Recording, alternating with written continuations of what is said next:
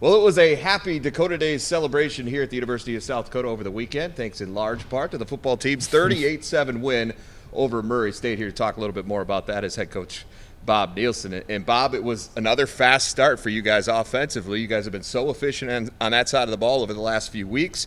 3 straight touchdown drives to start the day once again. Yeah, the first 2 drives were really good. We got fortunate in the 3rd drive. We had a penalty that helped us keep that drive alive, but capitalized on that and were able to build that 21-7 halftime lead. You certainly did it by riding the ground game once again. That was clearly a big part of the plan going in. Travis Theis had himself a day, and you could tell early that it was going to be that kind of day for number 5. He ends up with a career-high 190 yards, couple of touchdowns. That's the second highest total in the Division I era for a running back, but also just the 13th player in program history to hit 2,000 for his career. It says something about what that guy has brought to this program. Yeah, tremendously consistent performer, and not only did he play well carrying the football, he did a lot of things without the football in his hands in terms of blocking, and we're using him as a complete back. Caught a couple of passes. But it's having a great year and providing great leadership for us on the offensive side of the football. And he had a little help in the backfield, as those running backs have. It's been a group effort all year, and you knew it.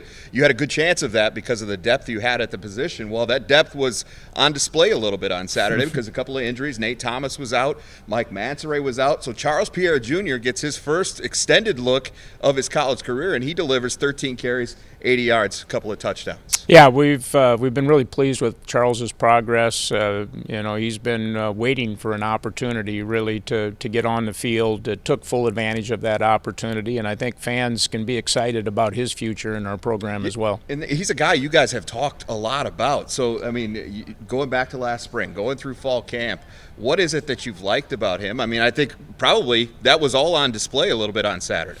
Yeah, well, first of all, he's got good speed. He might be the fastest of that running back group, and I think he showed Saturday his ability to make people miss even at the point of attack and slide off tackles and get some extra yards after contact. All right, on the defensive side of the ball, this group has prided itself all season long on limiting or eliminating almost explosive plays. Murray State did manage to get you once. What happened on that particular play? What did the film show you? Well, we really blew a coverage. Their quarterback did a great job, which he's very capable of, extending plays.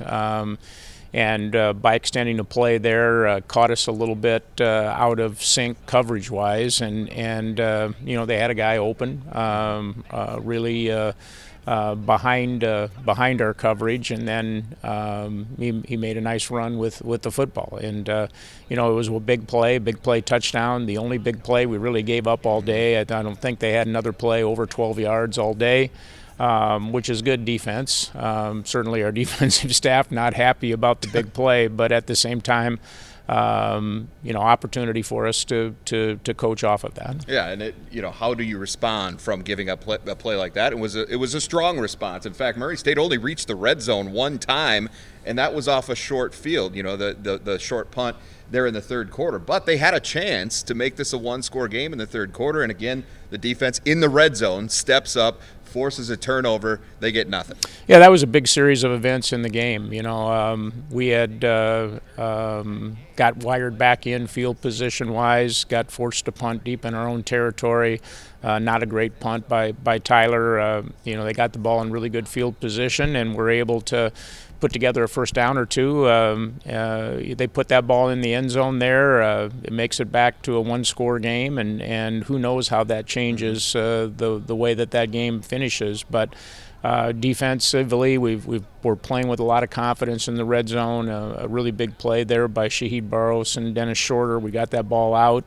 And recover a fumble that then leads us to an offensive possession where we drive the length of the field and put points on the board that gets us back to a 2-score lead. Yeah, I got 3 there, added a couple of touchdowns in that fourth quarter to put this thing away and win it 38-7 to improve to 4-1. You've won 4 straight games now overall on the year, but more importantly, you're 2-0 in the Valley.